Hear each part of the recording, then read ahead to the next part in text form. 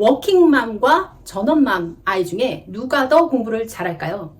공부를 잘하는 아이들 엄마는 워킹맘일까요? 전업맘일까요? 워킹맘 중에서 이런 고민 하시는 분들 많을 거예요. 내가 일하느라고 아이를 신경 써주지 못했어. 그래서 우리 아이가 공부에 빈틈이 많은 건 아닐까? 내가 전업맘이 된다면 아이한테 더 많은 서포트를 해주고 아이 공부를 하는데 많은 것을 지원해 줄 수 있지 않을까? 이런 고민 일하는 엄마라면 한 번쯤 해봤을 겁니다. 정말 워킹맘 아이들은 전업맘 자녀들보다 공부를 못할까요? 통계치에 나와 있는 것을 찾기는 힘들고요. 우리 주변에 있는 사람들을 생각해 보세요. 공부를 잘하는 아이, 그 집 엄마가 워킹맘이던가요? 전업맘이던가요? 곰곰이 생각해 보면 답을 얻을 수 있을 겁니다. 정답은 대중 없다입니다. 꼭 워킹맘이라서 공부를 어려워하거나 전업맘의 자녀라서 공부를 잘하는 게 아니라는 거죠. 명문대를 가고 공부를 잘하는 아이 중에 워킹맘 자녀도 있고요. 전업맘 자녀도 물론 있습니다. 아이들 입시가 거의 직업이라고 할 수 있는 강남 쪽 엄마들을 제외하거든요. 대부분 워킹맘과 전업맘 자녀의 성적에는 그다지 차이가 없습니다. 오늘은 제가 주변에서 들었던 이야기들, 경험한 아이들, 선생님들의 이야기들을 바탕으로 전업맘과 워킹맘의 아이들 무엇이 다른지, 또 내가 내 위치에서 해줄 수 있는 게 뭔지 이야기 나눠보도록 할게요. 전업맘, 워킹맘 모두 들어오세요. 내가 워킹맘이에요. 초등학교 1학년 아이 입학을 앞두고 일을 접고 전업맘으로 전환하시는 분들이 상당히 많습니다. 유치원에서는 아이들을 종일반으로 해서 엄마가 퇴근할 때까지 안전하게 봐주는데 학교에 들어가면 시스템이 바뀌죠. 아이가 12시면 끝납니다. 학교 갔다가 돌아서면 온다는 말 실감 날 정도로 정말 빨리 끝나요. 친구들 만들어주기 위해서 같이 놀이터에서 놀려줘야 되고 기초적인 학습 능력도 습관 잡아줘야 되고 내가 더 이상 일을 하면 안 될 것 같아 해서 아이들 초등학교 1학년을 기점으로 그만두시는 엄마들이 상당히 많습니다. 이 부분은 인정입니다. 이때 일하시는 것도 굉장히 중요하지만 아이들 정서를 안정적으로 잡아주시는 게 굉장히 필요한 시기거든요. 공부 떠나서 아이의 정서가 엄마가 함께 보내는 시간이 많으면 잘 잡히는 것은 사실 맞습니다. 정서적인 관계가 시간의 길이가 아니라 시간의 질이라고 하지만요. 워킹맘들이 직장에서 모든 에너지를 다 쏟고 다시 집에 와서 출근하잖아요. 그러면서 아이들한테 생생하게 에너지를 전달해서 질 높은 시간을 보내기가 사실 쉽지 않습니다. 전업맘도 물론 집에서 해야 될 일들이 굉장히 많죠. 그 일들이 의미 없다는 얘기는 아니지만요. 그래도 아이와 함께 보내는 시간 면에서는 조금 더 전업맘들이 유리하다고 할 수 있죠. 그래서 초등학교 1학년 저학년이라면 한 번쯤 고민해 보실 법해요. 그렇지만 시간이 지나면서 아이는 아이 각자의 레이스를 각자의 페이스대로 찾아갈 거고요. 그때 일을 그만두지 않았으면 어땠을까라는 후회하시는 분들 상당히 많이 봤거든요. 일을 잠깐 쉬었다가 다시 할 수 있는 일이라면 그렇게 아이 정서를 잡아주시는 것도 좋지만 다시 돌아가기가 어렵다라고 생각이 들면 그 부분은 한번 고민해 보시는 게 좋을 것 같아요. 초등 저학년이라면 정서를 잡아줄 수 있는 또 다른 방법이 없을까? 내가 퇴근 후에 30분이라도 질 높은 시간을 보낼 수 있게끔 방전량을 남겨오는 것, 주말에는 오롯이 아이와 시간을 보내는 것 등의 방법으로 질적인 시간을 확보하시는 것도 나쁘지 않은 방법이니까요. 그런 부분에서 워킹맘들은 고민을 해보시면 좋을 것 같아요. 아이가 고학년이 되고 중학교에 들어갑니다. 워킹맘과 전업맘 무슨 차이가 있을까요?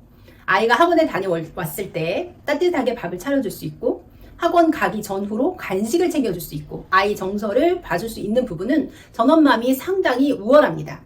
그 시간이 확보되고 아이한테 그런 서포트를 해줄 수 있다는 것이 당연히 좋은 의미가 되죠.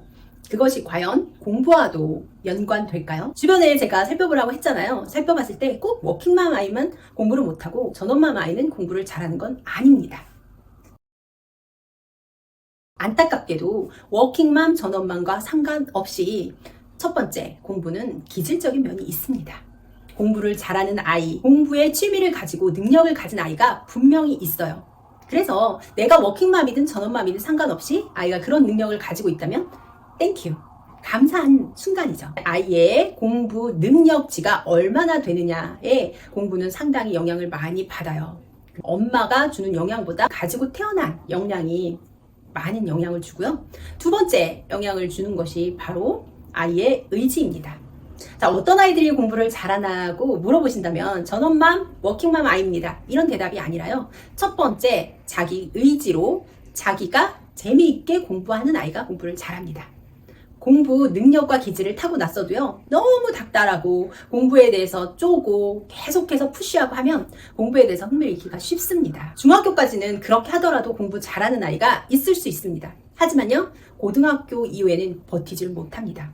공부 잘하는 아이 두 가지 유형이요. 엄마가 열심히 뒤에서 서포트해주고 지원해주는 유형, 사교육을 통해서 아이한테 필요한 것들을 쏙쏙 넣어주는 유형이 있는가 하면요, 두 번째 유형은 가족이 편안하고 그렇게 많이 푸시하지 않는데도 불구하고 자기가 재미있게 의지를 가지고 노력하는 경우입니다. 제가 민사고나 자사고 학교 선생님들 이야기를 들어봐도 끝까지 버티는 아이는 두 번째 유형, 가족이 편안한 가운데서 자기 의지로 공부하는 유형입니다. 대학은 좋은 대학을 1번, 2번 유형 다 갈 수 있다고 해도 결국 공부에 취미를 붙이고 그 분야로 깊이 있게 빠져드는 것은 두 번째 유형이라는 거죠. 여기서 한번 정리를 해볼까요? 공부 기질과 능력은 타고난다. 가족 분위기가 좋은 가운데서 아이가 의지를 가지고 공부를 할 때 공부를 잘한다. 자, 그럼 어쩌라는 거예요? 우리 아이가 그런 능력도 타고나지 않았고 의지도 없는 아이라면 공부 포기해야 되는 건가요? 내가 전업맘, 워킹맘 상관없이 우리 아이는 이미 가능성이 없는 것 같아. 그런 방법이 없냐? 라고 물어보실 텐데요. 엄마가 쓸 수 있는 방법이 있습니다. 바로 전업맘, 워킹맘 상관없이 쓸 수 있는 방법인데요. 엄마가 공부하는 모습을 보여주는 겁니다.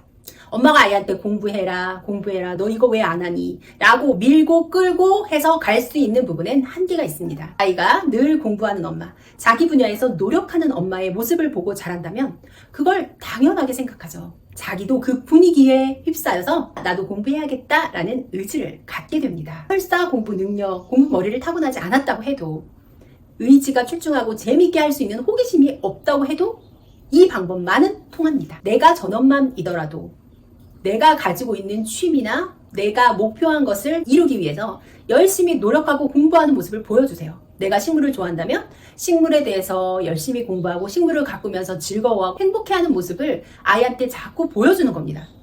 내가 공부해서 이 식물에게 이런 것을 적용했더니 식물이 이렇게 좋아졌어 라고 하면서 즐겁게 아이한테 공부하고 성장하는 모습을 보여주는 거죠. 워킹맘도 마찬가지예요. 내가 맡은 업무 롤에서 이런 부분을 내가 이렇게 맡고 있는데 이런 노력을 해서 이렇게 나아지고 있어 라는 것을 아이한테 이야기해 주시고요. 그 부분을 공부하는 것을 아이한테 자꾸 노출시켜 주는 겁니다. 직장을 다니느냐 다니지 않느냐, 일을 하느냐 하지 않느냐가 중요한 게 아니라요, 공부하는 모습, 이것이 엄마가 아이들한테 줄 수 있는 가장 큰 영향력입니다. 내가 직장이 있느냐 없느냐를 따지기 전에, 일을 할 것이냐 말 것이냐를 따지기 전에요, 아이한테 이런 모습을 얼마나 노출하고 있는지, 내가 노력하고 내 삶을 열심히 살고 있는 모습을 얼마나 보여줬는지를 뒤돌아보시라는 거예요. 그 모습을 보고 큰 아이들은 열심히 공부할 마음의 의지가 생깁니다. 오히려 학원으로, 사교육으로 푸시해서 하는 아이들보다 당장 실력은 드러나지 않고 늘지 않을지 모르지만요, 결국 승리하고 결국 인생에서 행복을 찾고 공부로 길을 찾아가는 아이들은 이런 아이들입니다. 아이를 푸시해서 억지로 시키는 아이들이 아니라 엄마의 뒷모습을 보고 인생은 저렇게 사는 거구나, 저렇게 자기 꿈을 향해서 하나하나 노력해가는 거구나, 이걸 보고 자란 아이들이 결국 자기 재미에 빠져서 공부를 하게 됩니다. 누군가 워킹맘, 전업맘 누가 더 공부를 잘하나요? 라는 질문을 댓글에 남겨주셨어요. 제가 그 부분을 선생님들한테 여러분한테 서치하고 이야기를 들어보고 자료를 찾아보고 하면서요, 느낀 점은 가장 중요한 것은 엄마의 일을 하느냐 안 하느냐가 아니라 엄마가 삶을 살아가는 태도라는 것입니다. 물론 사교육 지원 많이 하고 빵빵하게 하면 좋은 대학 갈 수 있습니다. 당장 선생님으로 해서 착착 넣으면요, 성적 높게 나올 수 있어요. 하지만 아이가 대학에 간 후에 이제 됐어, 나는 이 길은 아닌 것 같아 라고 두 손 두 발 다 들면 그때는 지금껏 열심히 노력하고 푸시하고 지원한 게 무슨 효과가 있을까요? 의미가 없어집니다. 오히려 차근차근 천천히 가더라도 아이한테 삶의 태도를 보여주고 삶에서 배움의 기쁨, 노력하는 마음, 그것의 성과를 보여주고 가르쳐주는 것이 아이한테는 훨씬 더 의미 있는 거라는 거죠. 엄마로서 이 부분을 더 고민하는 게 필요할 것 같습니다. 내가 다시 나가서 일을 할 수 있을까? 일을 해야 할까? 아이한테 더 서포트해 줘야 되는 거 아닐까? 고민하실 때 워킹맘들도 마찬가지로 직장을 그만둬야 하는 건 아닐까? 라고 고민하실 때 아이가 좀 큰 상태라면 이 부분을 좀 더 염두에 두셨으면 좋겠습니다. 저도 아이 정서 때문에 저학년 때 휴직을 굉장히 많이 했었어요. 아이하고 시간을 같이 보내고 즐겁게 서포트 해주기 위해서 휴직을 했는데요. 휴직을 하고 나니까 나는 시간이 굉장히 많잖아요. 그리고 아이한테 해야 할 게 다 보이잖아요. 그러니까 아이를 엄청 푸시하게 되더라고요.